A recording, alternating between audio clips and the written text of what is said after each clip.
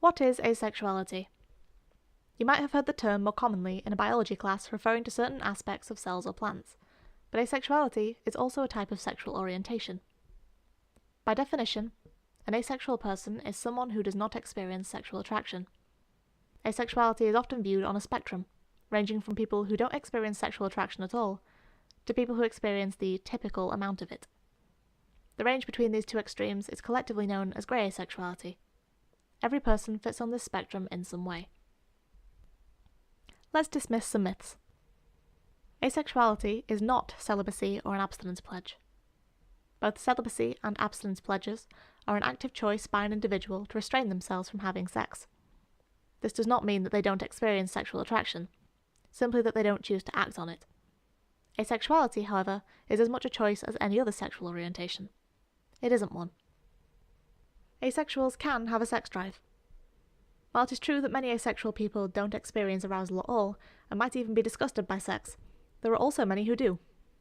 It's just that this arousal isn't triggered by finding another person sexually attractive.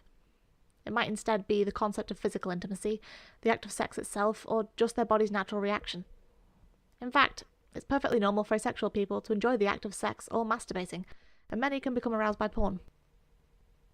Asexuals can find other people attractive. Think in terms of heterosexual people. It's not uncommon for straight women in particular to acknowledge that other women are beautiful. They acknowledge that the person is aesthetically attractive, but they don't get aroused by them, nor do they wish to sleep with them. For most asexual people, this is the case all the time. They might find other people physically or even intellectually attractive, but not sexy. Asexual people who do experience attraction often label themselves with romantic orientations in addition to calling themselves asexual, and these work the same as sexual orientations. A homoromantic person would be a person who is romantically attracted to a person of the same gender. And of course, it is possible for asexual people to not experience romantic attraction either. The term for this is asexual aromantic. Asexuals are not afraid of relationships and can be in one quite happily. Things might be a little easier if both halves of a relationship are asexual, but asexuals can be just as happy in relationships with sexual people. It all depends on the individuals in question. Some asexual people are perfectly happy to have sex with a partner, if that partner believes sex to be a vital part of a relationship, and likewise, some sexual people are happy to not have sex when with an asexual partner. Naturally, communication is a big part of making these relationships work, but then it is in all other types of relationships too. So here's the big question. How do you know if you're asexual? It can be difficult to tell since the term sexual attraction is vague. How do you know that you've never felt something if you don't know what it feels like?